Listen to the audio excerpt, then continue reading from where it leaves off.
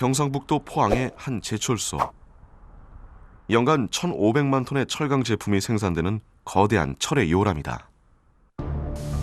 이 제철소에선 다양한 크기와 굵기의 철강 제품들이 생산되는데 모든 과정은 하나의 공정에서 출발한다. 고온으로 쇳물이 만들어지고 이 쇳물은 가공하기 쉬운 형태로 변형되는데 이 상태를 슬래브라고 한다. 슬래브는 250mm의 두께와 10m의 길이를 가진 막대 모양으로 철판이 되기 위한 중간 단계이다. 두꺼운 250mm 슬라브를 고객이 원하는 치수로 아변하기 좋게 해서 거친 아변을 하는 부분이거든요. 250mm 두꺼운 슬라브를 갖다가 60mm 바로 만드는 그런 과정이 되겠습니다. 1100도 이상으로 가열된 슬래브는 두 롤 사이를 통과하면서 엿가락처럼 길게 늘어난다. 길게 늘어난 슬래브는 몇십 번이 넘는 압축 과정을 거치게 되는데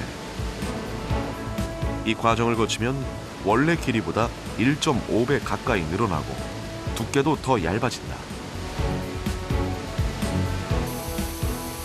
슬래브 상태에서 철판의 두께는 롤의 크기와 무게에 따라 결정되는데 롤이 있어 다양한 철판을 만들 수 있다.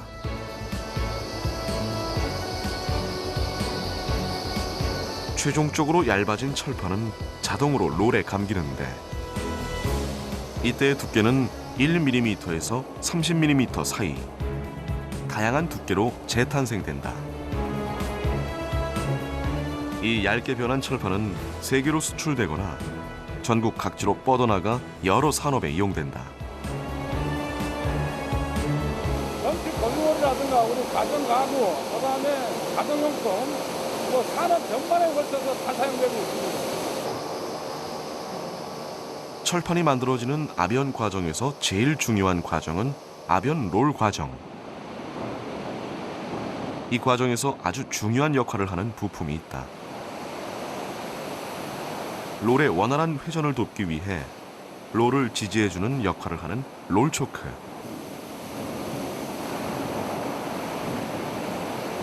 롤 초크가 얼마나 단단하게 잡아주느냐에 따라서 철판의 질이 결정된다 해도 과언이 아니다.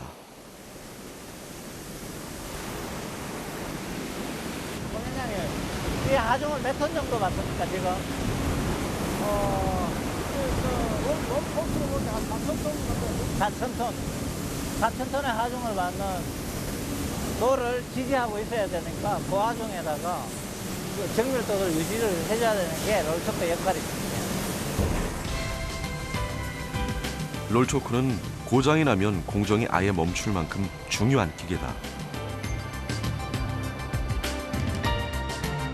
철판을 제작하기 위해 꼭 필요한 롤 초크.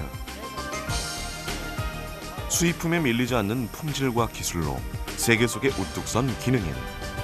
국산으로 시장을 선도하고 있는 김종구 기능인이다.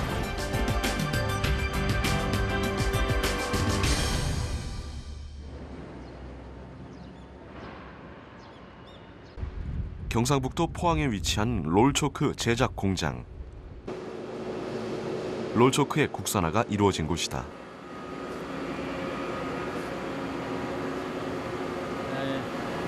지금 여기 보시는 초크가 최근에 선제 공장에서 국산화한 초크입니다. 처음 계약할 때는 과연 마무리 완성할 수 있을까 이런 생각을 많이 하는데 완제품이 나와서 큰 하자 없이 조립 완료되면 엄청 기분 좋습니다. 1995년도에 롤 초크를 개발해 완전한 국산화를 이루기까지 오랜 시간이 걸렸다. 제가 처음 영업을 시작했을 때는 롤초크라는 품목을 알지도 못했고 다품종의 물건을 생산하는 것보다는 우리가 회사가 내놓을 만한 주력 품목이 있어야 된다는 생각을 했고 우리가 그때 당시에 가지고 있었던 설비가 주조 설비였으니까 주조가 기본이 돼야 된다는 생각을 했었어요. 롤 초크를 제작하기 전 철로 제작하는 제철소 부품을 만들었기 때문에 주조 시설이 제대로 갖춰져 있었다. 하지만 회사를 대표할 만한 뚜렷한 제품은 없었다. 그때 김종국 기능인이 생산과장으로 현 회사에 입사했다. 금속 분야에서 오래도록 재직했지만 전문대 졸업이라는 학력 탓에 이전 회사에서 승진은 꿈도 꾸지 못했다.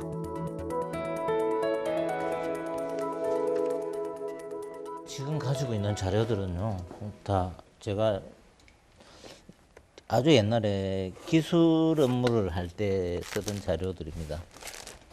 처음 영업 시작했을 때 기본적으로 자료로 사용했던 부분들, 그렇지 않은 뭐 다른 내용들도 있는데. 창업 단계를 밟던 지금의 회사에 입사했지만 영세한 규모 탓에 직접 영업도 뛰어야 했다. 96년도. 이때 당시에는 사실 제가 영업을 처음 배웠을 때 준비하던 자료들이고, 영업에 대해서 누가 가르쳐 주거나 그렇지 않으면은 뭐 인수인계를 해서 영업을 시작할 수 있는 그런 조건들을 못 만들어 줬기 때문에 제가 스스로 만들었고, 또 그때 필요할 때마다 자료를 만들어서 보관하고 있는 거죠. 뭐 힘들었던 시간만큼 얻은 것도 많았다. 영업을 통해 수많은 인연을 만들 수 있었다. 그에게 명함은 소중한 자산이다.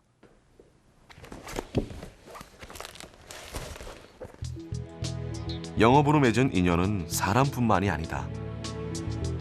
영업 목적으로 나간 제철소에서 수십 개의 롤초코를 발견했지만 그중 국산 제품은 단 한 개도 없었다. 아무도 수입해 쓰는 것을 이상하게 생각하지 않았다.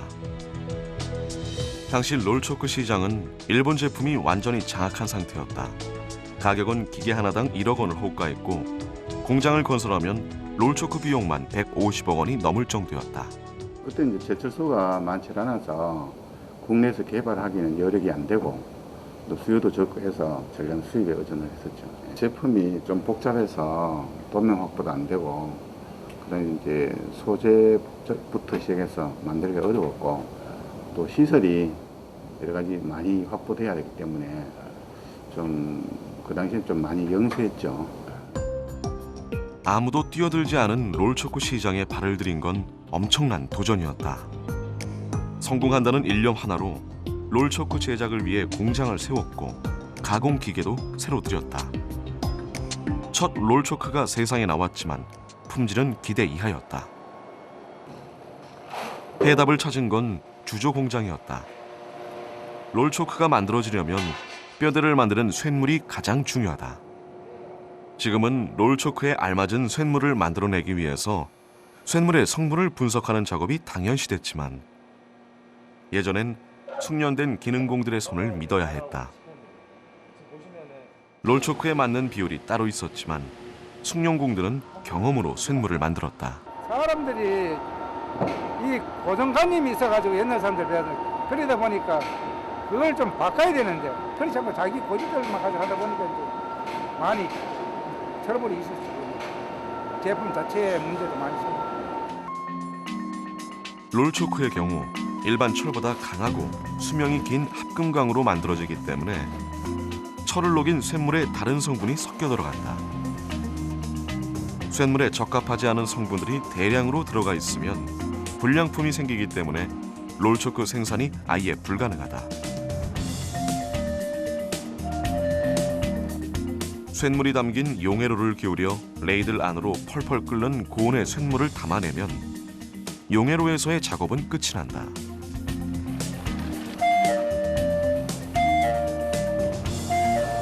크레인으로 이어진 레이들은 거푸집으로 이동해 쇳물 주입 작업을 진행한다. 사람의 손으로 레이들을 기울이는 작업. 위험한 만큼 더 집중해야 한다. 어디로 불꽃이 튈지 모르기 때문에 작업은 늘 긴장의 연속이다. 잠깐의 방심이 대형 사고로 이어질 수 있기 때문에 쇳물은 시한폭탄과 같다. 몇 초 사이에 신속하게 주입을 완료하고 레이드를 움직이면 작업이 완료된다. 가까이 있으면은 견디지는 못하죠. 근데 저희들이 이제 방열복을 입고 방열면을 쓰고 일하다 보니까 어느 정도는 참을 수가 있어요.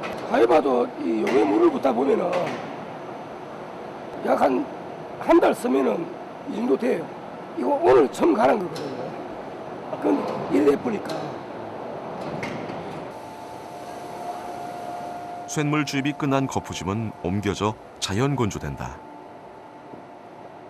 예, 소형물 같은 경우에는 24시간에서 48시간, 대형물 같은 경우에는 48시간에서 72시간 정도 있으면은 자연 건조가 되고 냉각이 되기 때문에 그 장소로 이동시키는 겁니다.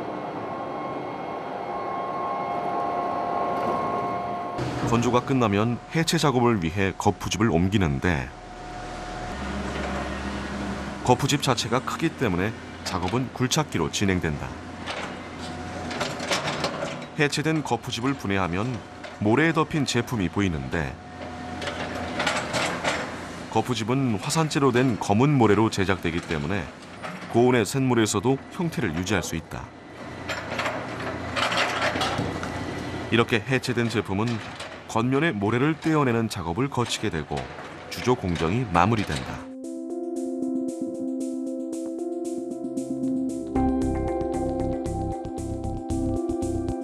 정밀 가공 공정은 롤초크의 품질을 완성하는 단계다. 0.1mm의 오차도 없이 정밀하게 바깥면과 내부를 깎아내는데 한 번의 작업이 아닌 총 3번의 가공 과정을 거친다. 세밀하게 내부를 깎아야 하는 이유는 롤이 롤초크 안으로 들어가 원활하게 돌아야 하기 때문이다. 이처럼 롤초크는 주조부터 가공까지 작은 오차도 용납하지 않을 정도로 아주 깐깐하게 제작되는 제품이다. 가공 작업이 완료되면 바로 조립 작업으로 넘어간다. 조립 과정은 롤을 끼우는 부분과 여러 부품을 제각각 조립해야 해서 수작업으로 조립이 진행되는데 그만큼 실수가 발생하지 않도록 조심해야 한다. 이거는 확인 한번 해보라 해야 되겠다. 여기 조립했을 때 갭 생기는 거 있잖아. 그거는 맞는 것 같은데. 아, 지수가 맞다고? 갭이 많은데? 어디가요? 여기에. 지금 요거 들어가면 또 다르지 않습니까? 조립 후에 생기는 틈이 어느 정도냐에 따라 롤초크의 불량 유무를 판단하기 때문에 확인 또 확인해야 한다. 위치가 여기 아까 지금 움직일 수 있거든요, 지금. 예. 이게 좌우 갭이 갭이 있긴 있습니다. 한 0.1 정도 갭이 있는데 그 이 갭 가지고는 한쪽에 모르게 되면 0.2가 뜨고 저는 붙고 이런 상황이에요. 그래서 그거는 지금 봤을 때 어제 봤을 때는 움직일 갭이 있기 때문에 지금 문제는 안 되고 예. 이상 없었는데. 네, 이상이 없는 상태고 그 상태에서 탑 쪽하고 보통 쪽하고 조립했을 때 이 좌우 센터링 자체가 잘 맞는지 확인하러 들어가는데 지금한테 지금 좌우가 좀 맞다 보고 제품의 완성까지 꼼꼼하게 하나하나 점검하는 김종국 기능인이 있어 롤초크의 품질을 유지할 수 있다. 롤의 크기와 모양에 따라 맞춤으로 제작되는 롤초크. 제각각 다른 제품이기 때문에 고도의 기술과 까다로운 공정이 필요하다. 쉽게 개발할 수 있는 물건은 누구나 다 개발할 수 있는 것이고 쉽게 개발할 수 없는 물건들은 경쟁자가 그렇게 많이 생길 수 없다는 생각을 하였습니다. 그래서 롤초크라는 물건을 어렵다고 판단을 했지만도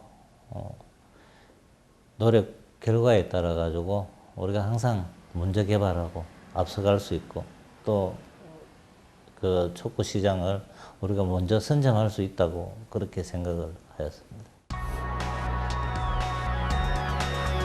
롤초크 개발을 위해 밤낮으로 땀 흘려 일한 김종국 기능인과 직원들. 어느덧 대형 롤초크도 쉽게 제작할 수 있을 만큼 기술력을 갖췄다.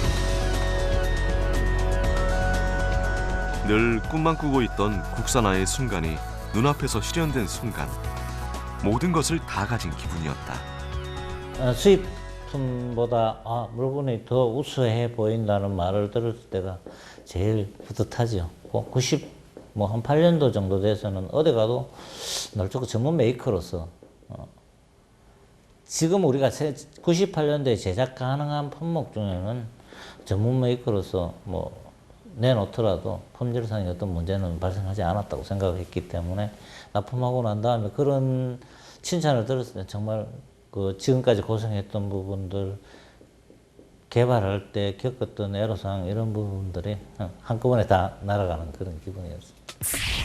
하지만 김종국 기능인에게도 고난은 찾아왔다. 1998년 찾아온 외환 위기 탓에 애써 개발한 롤초크가 사장될 위기였다.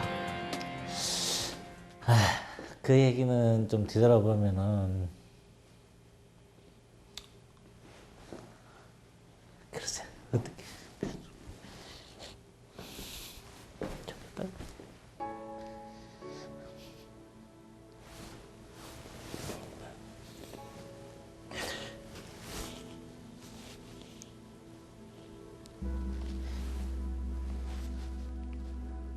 사실은 별로 안 하고 싶은 얘기거든요.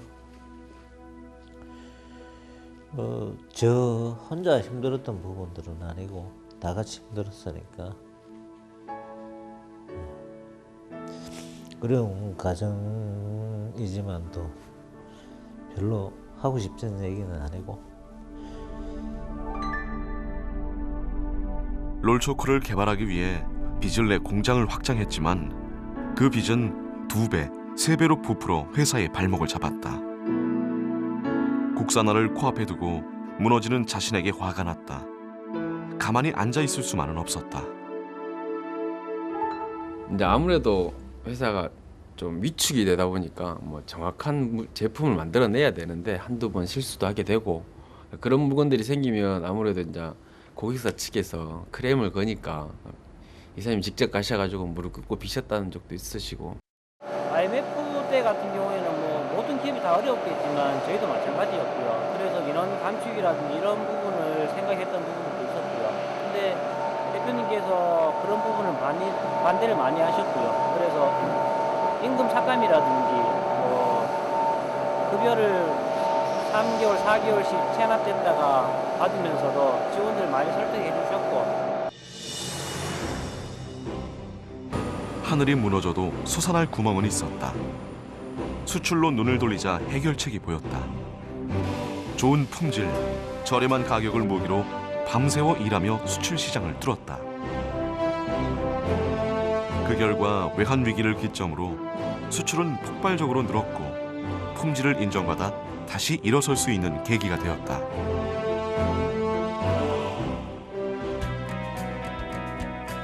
아주 미세한 오차도 품질에 영향을 미친다고 판단해 3차원 측정기를 설치한 김종국 기능인.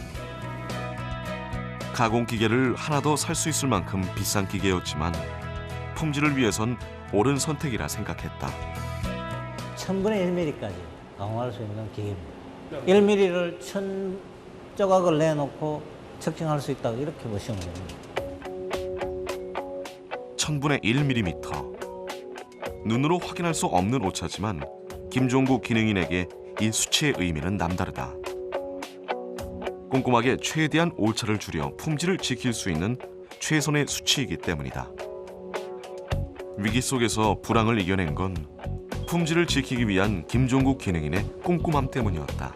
저희들이 이제 그 내수만 하는 게 아니고 수출도 많이 하고 있으니까 수출품 품질 경쟁력 강화, 롤초크 전문 업체로 성장하는 마지막 단계에 왔다, 이렇게 보시면 될 것 같습니다.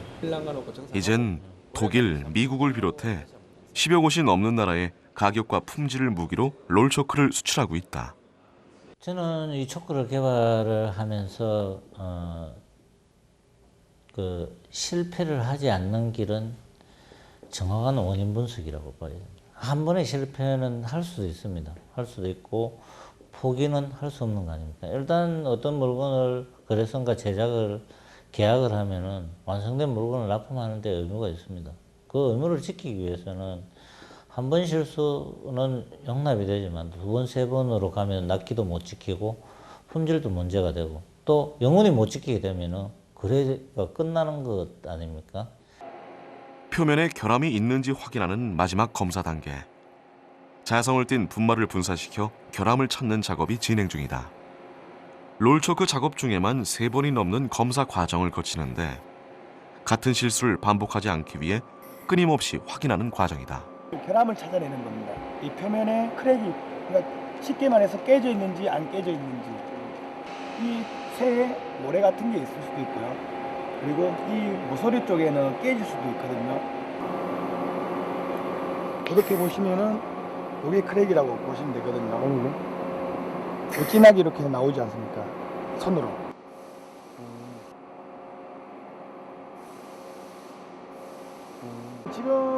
지금 이거는 정삭이 다 된 거고요. 지금 파이널 검사를 하고 있는 거죠. 그 파이널 검사에서 뭐 크랙이 약간씩 있긴 있어도 수정이 될 수 있으니까. 자기 자신에게도 반복되는 실수에 엄격한 김종구 기능인. 직원들에게도 늘 실수에 대해 조심할 것을 강조한다. 실수는 한 번으로 족하다 그러거든요. 제가 제일 처음에 이 회사에 왔을 때 하여튼 검사를 하다가 한번 불량을 낸 적이 있어요. 물건이 들어갔는데 불량을 낸 적이 있는데 그때 사장님께서, 그때 처음이니까 사장님께서 처음은 괜찮다고, 다 누구나 그런 거라면서. 그래서 저는 화를 엄청 많이 내실 줄 알았는데 그게 아니었고, 이걸 거울 삼아 다음에는 절대 이런 실수를 하지 말라고 그때 그리고 얘기를 좀 해주셨죠. 실수에 대한 자기 반성, 그리고 품질에 대한 지독한 고집이 지금의 회사를 만들어낸 성장 동력이다. 롤초코를 국산화하는 과정에서 느낀 점이 많습니다. 수입 대책과도 노리고 또 내수 물량이 늘어나니까 일자리 창출도 하는 것 같고, 그래서 앞으로 또 어떤 국산화를 할 수 있는 그런 품목을 꾸준하게 발견해야 되겠고, 또 발견하면은 적극적으로 기술 개발을 해서 국산화할 수 있도록 최선을 다할 겁니다.